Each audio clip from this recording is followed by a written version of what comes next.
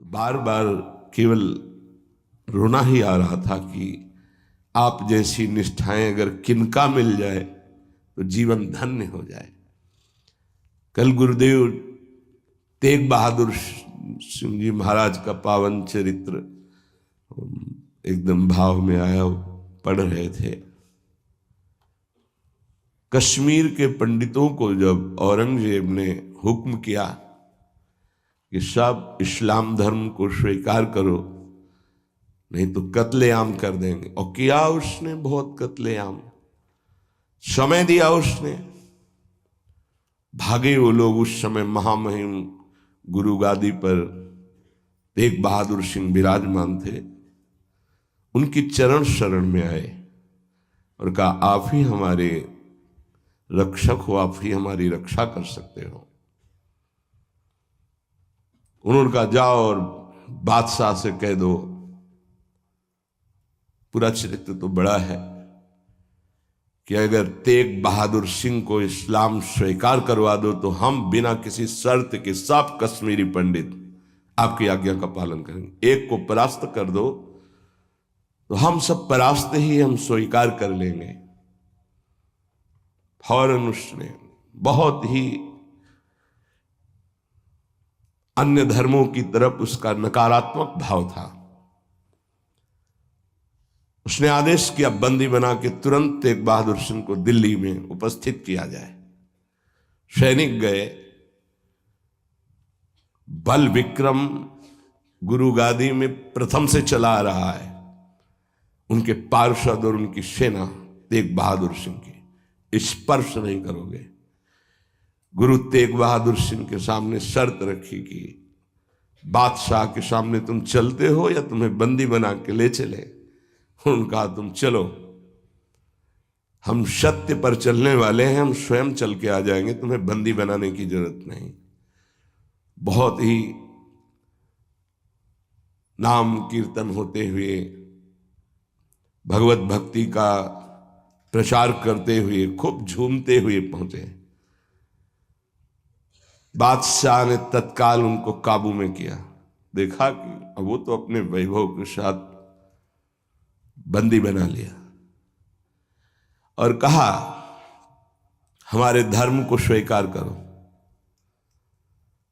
तो उनका दुनिया में यदि एक ही धर्म चलाना होता तो भगवान ने अन्य धर्मों की स्थापना क्यों की? इसका मतलब है अपनी अपनी जगह अपने धर्म का पालन करना परम कर्तव्य है। तो तुम अपने धर्म में मुझे कैसे बदल सकते हो? तुम्हारी सामर्थ्य नहीं है।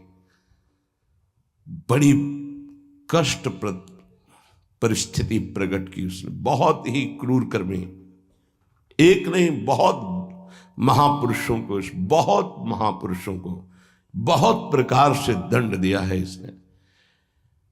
एक लोहे के पिंजड़े में गुरु तेग बहादुर सिंह को बंद कर दिया। सैनिकों को, उसके पास अपार सैन्य बल था, तत्काल बंदी बना लिया गया। बहुत दिन तक उनको प्रताड़ित किया गया लोहे के पिंजड़े में, बहुत तरह से।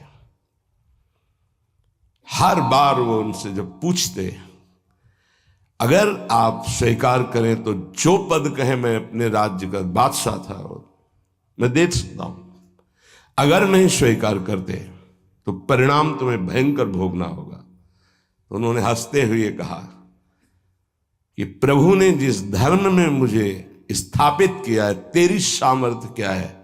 कड़वे ही शब्दों से, तेरी सामर्थ्य क्या है कि मुझे परास्त कर सके? और उस समय उन्होंने पद गाया, भाई मैं धनु पाइयो हरि नाम, मन मेरो धावन ते छूटियो, करी बैठो विश्राम। भाई मैं धनु पाइयो हरि नाम, माया ममता तन ते भागी, उपज्यो निर्मल ज्ञान। लोभ मोह यही परसि न साके, गही भगति भगवान भाई मैं, धन पाइयो हरि नाम। देखो, भीषण प्रताड़ना, कष्ट, मृत्यु भय उपस्थित, और वो गा रहे कि हे भाई, मैंने हरिनाम रूपी परम धन पाया है। मन मेरो धावंत्य छूटियो, अब मेरा मन कहीं भाग कर नहीं जाता, दौड़ भाग खत्म हो चुकी है। करी बैठो विश्राम, अब तो नाम में विश्राम पा गया है। इस तन को पीड़ा पहुंचाई जा सकती, पर मेरा अब इस तन से कोई संबंध नहीं है, क्योंकि माया भाग गई है नाम के प्रभाव से। तन से कोई ममता नहीं रह गई। उपजियो निर्मल ज्ञान, इसी नाम के प्रभाव से निर्मल ज्ञान का प्रादुर्भाव हुआ है। लोभ मोह यही परसी न साके, गही भगति भगवान। कोई भी तुम प्रलोभन दो, हम मेरे मन को नहीं लुभायमान कर सकता, और कोई भी भय दो तो अब मेरे शरीर का मोह नहीं, क्योंकि मेरे हृदय में भगवान की भक्ति जागृत हो गई है। जन्म जन्म का संसार चूका, रतन नाम जब पाइया,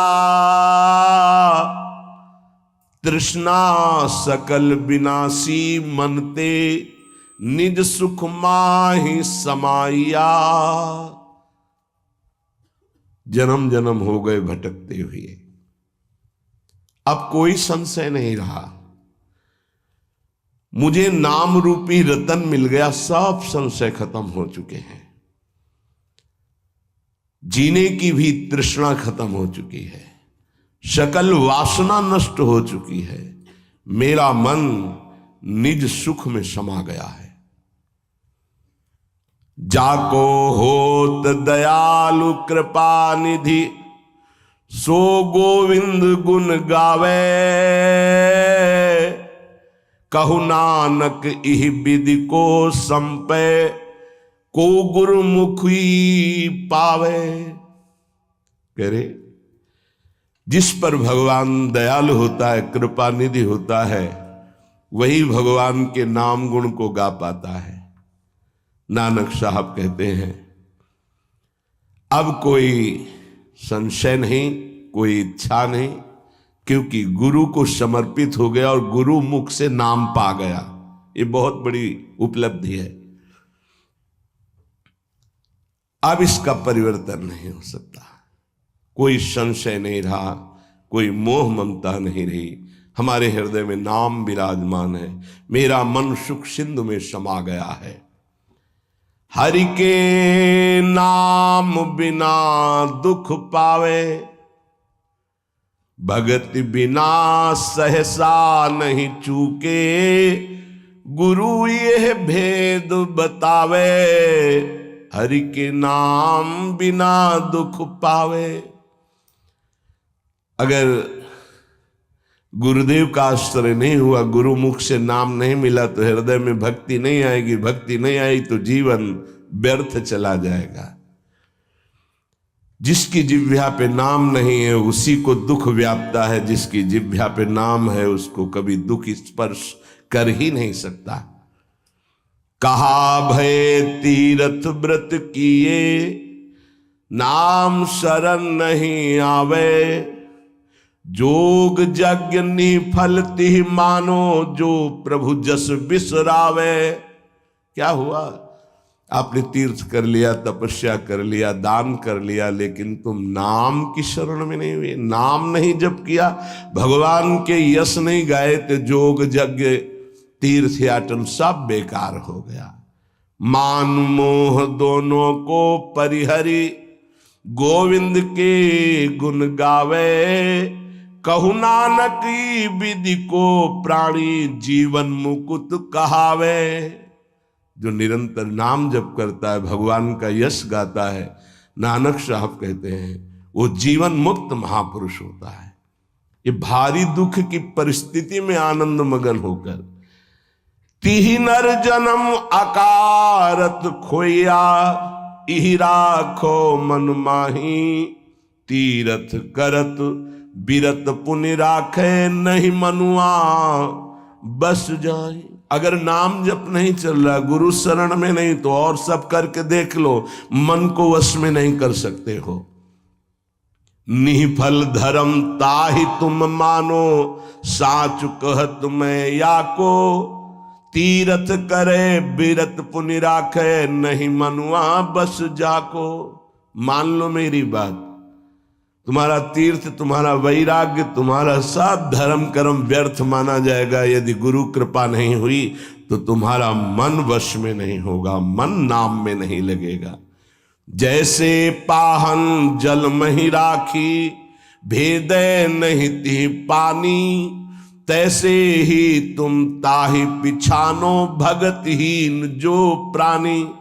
जो गुरु की शरण में नहीं आया उसका हृदय पत्थर जैसा कठोर होता है, चाहे जितना पानी डालो पसीजेगा नहीं, वो द्रवित नहीं होगा पत्थर। ऐसे ही अगर गुरु की शरण में नहीं आया तो हृदय उसका मलिन बना रहता है। जिसके हृदय में भक्ति नहीं जागृत हुई गुरु चरणों की, वो व्यर्थ जीवन है, मृत जीवन है। कलि में मुकुति नाम ते पावत, गुरु ही भेद बतावे। कहु नानक सोई नर गुरुआ, जो प्रभु के गुण गावे। वही गुरु का है जो प्रभु का नाम और प्रभु का जस निरंतर गाता रहता है। बड़ा उनके ऊपर जुल्म किया, भारी पीड़ा पहुंचाई गुरु तेग बहादुर सिंह के ऊपर। उन्होंने कहा कि मैं अपना धर्म कभी नहीं छोड़ सकता, जितना चाहे तू पीड़ा दे दे, और डर उस परमात्मा से, जुल्म मत कर। लेकिन वो तो क्रूर कर्मी, वो गुस्से से लाल हो गया, बहुत तरह से पुनः पीड़ा पहुंचाई। इसमें तो सारांश में बता, बहुत पीड़ा पहुंचाई, बहुत डराया, लेकिन वो पर्वत के समान अटल रहे। बस जो जीवन में है वो भगवान का नाम और भगवान का गुण है। लोहे के पिंजड़े में बहुत दिन तक बंद रखा, प्रताड़ना दी, कुछ भी खान पान नहीं। जब देख लिया हार गया कि किसी भी तरह टूटने वाले नहीं, तो संवत 1732 विक्रम का दिन था, मार्गशीर्ष महीना। उनको पिंजड़े से निकलवाया और कहा तुम्हारी इच्छा क्या है अंतिम। उन्होंने स्नान की इच्छा जागृत की और एक बट वृक्ष था उसके नीचे बैठे और गुरु साहब का ध्यान करते हुए, जपुजी नाम का उनके यहाँ उसका पाठ किया और ध्यानस्थ हो गए। उसी समय सैयद आदम शाह नाम के उन्हीं के पार्षद ने, जो औरंगजेब था, गर्दन उतार दी। इन महापुरुषों ने या और भी धर्मावलंबी महापुरुषों ने बहुत कष्ट सहे। सोचो जरा, अगर ऐसी थोड़ी सी भी बात प्रतिकूल हो जाती है तो भगवान पे संशय कर लेते हो। जरा इन गुरु साहब महापुरुषों की बात जरा ध्यान देकर देखो। अपने धर्म को नहीं त्यागा, भयानक पीड़ा पाई। ऐसे चमड़ी सहित बाल नोचवा लिए गए, तप्त कड़ाहे पे बैठाल कर ऊपर से चलती हुई तप्त बालू डाली गई, कीले ठोक दी गई, घाव के घाव अंगों में कर दिए गए। कभी आह नहीं, अपने धर्म से नहीं टूटे। बीच से आला चौराहे पर खड़े होकर के चलवा दिया गया, आला चलवा दिया, आराम आराम से, थोड़ा थोड़ा ऐसे रोक रोक करके, लेकिन शब्द है राम राम राम। जिस मार्ग में निकला गया है भगवत मार्ग, बहुत ही निष्ठापूर्वक इसका निर्वाह किया जाता है अपने धर्म का। उपासक इन महापुरुषों से, गुरुजनों से, आगे चलने वाले जो महत जन है, उनसे ही निष्ठा प्राप्त करता है। निष्ठा का स्वरूप क्या है? अनुकूलता, प्रणाम नमस्कार नहीं। भारी प्रतिकूलता और प्राणों को प्रतिपल कष्ट मिले तो भी जो ना टूटे उसे निष्ठा कहते हैं। बड़े बड़े महापुरुषों ने इस भागवतिक धर्म, महान धर्म को स्वीकार करके हर कष्ट सहा है।